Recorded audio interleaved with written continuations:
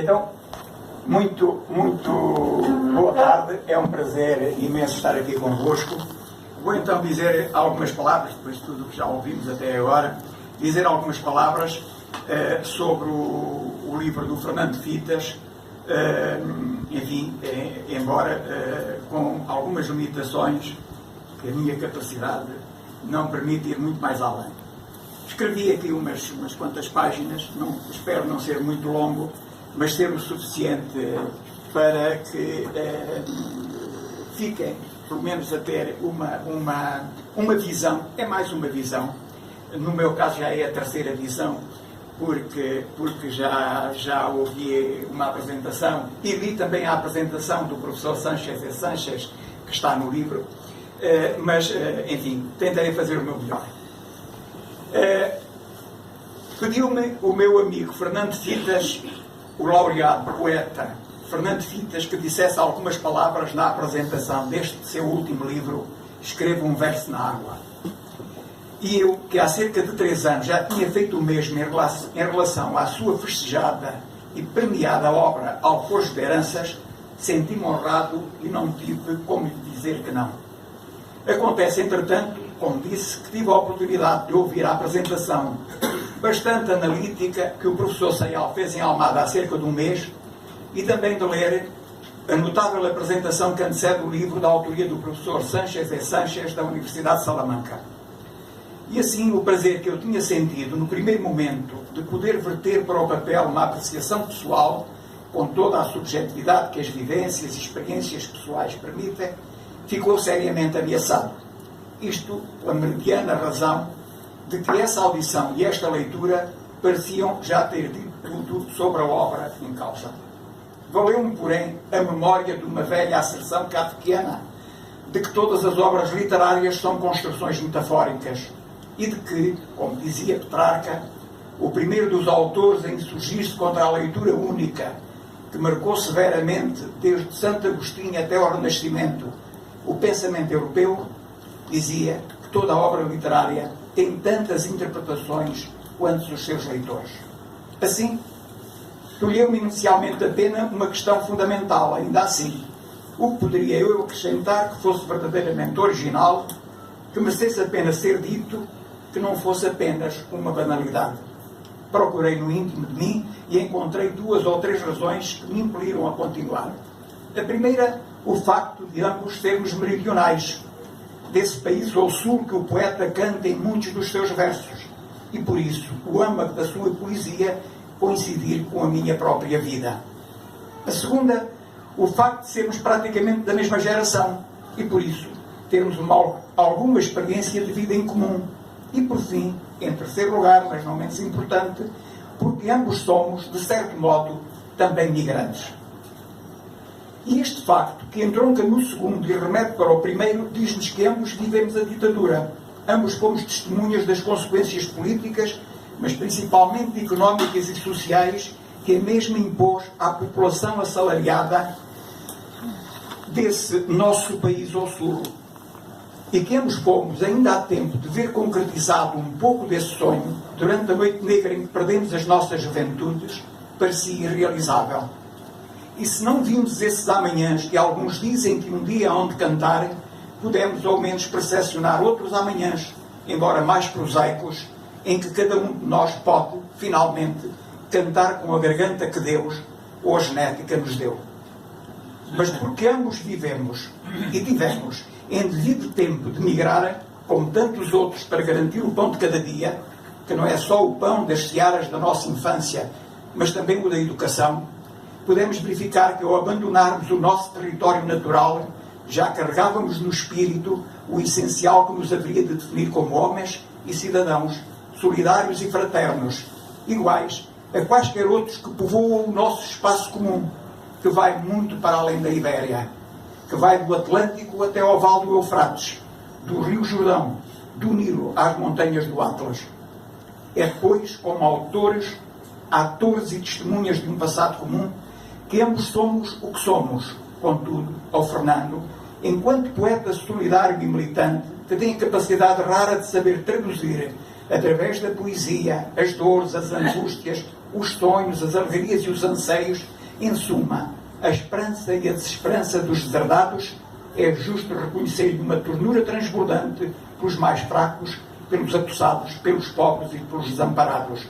Uma sensibilidade de alma que nos interpela enquanto homens, confrontados com as misérias da natureza humana, que também estão, ou estão ainda mais evidentes, nessa ilha metafórica, mas literalmente bem real, que todos os migrantes desejam alcançar.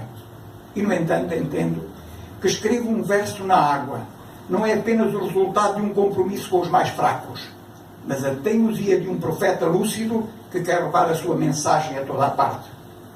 É que essa água onde o poeta escreve, esse Mediterrâneo que nos une e agora nos separa, não dilui a mensagem, antes a amplia, transporta e difunde. Pois que é do Mediterrâneo que estamos a falar, deste Mediterrâneo que já foi fenício, grego e romano, esse Mare Nostrum que já foi latino e homíada quase todo, para ser finalmente esse mar aberto onde há de caber em paz todas as grandes religiões monoteístas, a Europa do Sul, o Magrebe e o Próximo Oriente. Espaço já foi de tolerância, de fronteiras abertas, de aceitação, convívio e fraternidade, que tanto foi culto e tolerante com os helénicos, como foi com os almohadas e como foi com a Itália do Renascimento. E que a intolerância dos homens, contra o qual o poeta se insurge, faz hoje apenas um espaço de morte. Dessa morte inominável, do menino sírio, Aylan Kurdi, cujo cadáver vimos a boiar na Paia de Borodum, local de morte de tantos meninos como ele, do seu irmão de 5 anos e da mãe, e de tantas mães e pais e de outros meninos. Todos mortos, afinal, quando buscavam no outro lado do Mediterrâneo o Eldorado que julgavam estar apenas à distância de um olhar. E é com a imagem dolorida desse pequeno ser, que não chegou a ser, que o poeta vai escrever as 31 cartas que compõem o livro. Cartas que são escritas a alguém que está ausente, ou simplesmente que terá morrido como o pequeno Aylan, mas que também podem ter sido escritas à mais bela das quimeras, a liberdade, que o poeta em determinada altura da sua vida julgou intervir, íntegra e pura, e que tudo fez para agarrar, mas como um fogo fato se lhe escapou por entre os dedos. Não irei escalpelizar cada uma das cartas, mas deter-me-ei naquelas que me tocaram a minha sensibilidade de leitor, apenas interessado em captar a essência e a coerência do discurso poético. Em primeiro lugar, refiro a paisagem mediterrânica, a água ou a falta dela, que é sempre superada pela abundância dos rios subterrâneos, cuja seiva alimenta as sedes perpétuas dos seus habitantes, que não são apenas alentejanos. Depois, as árvores, a oliveira e a vinha, as searas e as flores, os frutos e as aves. Trata-se, pois, de uma poesia assente nas coisas concretas, direi mesmo constantes e telúricas, porque enraizadas no mais profundo da alma das pessoas que habitam esse chão geograficamente meridional. Desse povo que é exímio na arte das metáforas. Aliás, alguém já disse que os alentejanos não dizem palavrões, falam por metáforas. Desse povo que chama pão ou trigo e diz que as árvores têm sede. Esse povo foi o grande mestre do poeta, que também é precisamente por ser poeta um inventor de metáforas. Metáforas que são construções cuja conexão nem sempre são tão evidentes como aquelas, mas que irreversivelmente estão nos grandes poemas, porque a arte poética, mais que outra área da literatura, vive enquanto expressão essencialmente do jogo das palavras. Quando comecei a ler este Escrevo um verso na água, lembrei-me imediatamente de um poema de Vinícius. Um poema lindíssimo. A rosa de Hiroshima. Mas, não se esqueçam da rosa. Da rosa de Hiroshima. A rosa hereditária, a rosa radioativa. Vinícius fala-nos dessa rosa que desabrochou, vermelha de sangue, como um cogumelo de fogo lançado há 70 anos do Enola Gay. Também hoje o nosso poeta pode dizer, logo nos primeiros versos deste livro, rompem flores vermelhas sobre as rochas e eu não sei caminhar de mãos vazias frente à água. Mas no seu caso, As flores são essas crianças a quem não sabemos ou não queremos dar futuro, que acabam sussurrando ao alcance da grande ilha, essa metáfora fechada sobre si própria, eriçada de muralhas, que se recusa a abrir as portas aos filhos dos refugiados. Metáfora que é simultaneamente uma distopia, isto é, uma utopia negativa, onde impera a opressão, onde impera o totalitarismo. E porque o poeta não consegue ser indiferente à dor que o assola, nas suas mãos se erguerá a pena, e dela fará a espada para esgrimir contra os poderosos que têm as chaves da ilha.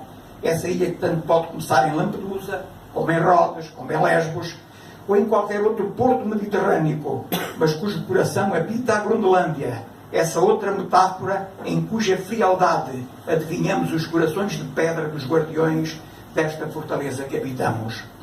Ouçamos o poeta, nos derradeiros versos deste mesmo prefácio. Uma criança jazendo na areia, um punhal de silêncio vedando o horizonte e um cântaro de espanto para beber miragens, eis aqui a razão do mar me interpelar.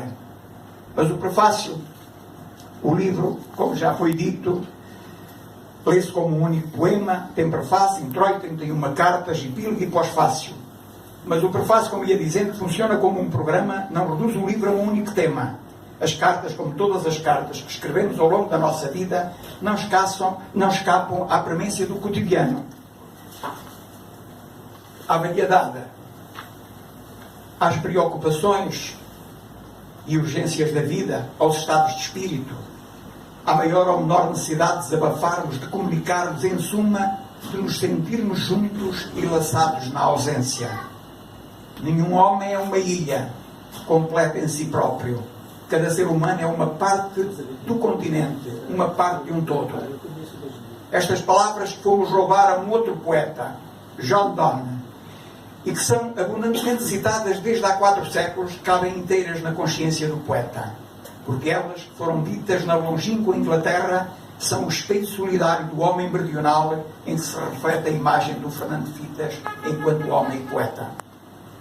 A sublimidade dos grandes poetas revela-se quando conseguem casar a sua vida com a poesia que escrevem. Camões escreveu uma peregrinação por onde ele próprio peregrinou. Bocage poetou e vadiou a um ritmo igualmente alucinante. Antero sonetou como um profeta angustiado que na verdade foi. Flor Bela, sempre trágica, cantou sangrando as mágoas da charneca alentejana. E Fernando Fitas, o poeta solidário, apenas nos vem dizer que não quer para o seu irmão o que não quer para si. Por isso o poeta pode acrescentar logo a seguir ao introito que estou aqui como um louco ou um mendigo, a quem roubaram a tranquilidade diária do hospício ou a amável companhia de uma esmola de sol. Mas em vez de se conformar, assume-se testemunha e prontamente reafirma: guardai a minha fala assim que o rio transborde e as margens se aconcheguem à carícia das águas. Nelas haverá, sabei, a polifonia de todos os naufrágios que as marés testemunham e os deuses ignoram. Depois, o poeta inicia as suas cartas, e estas são desde o início marcadas pelo frio da ausência e pelo fogo da esperança.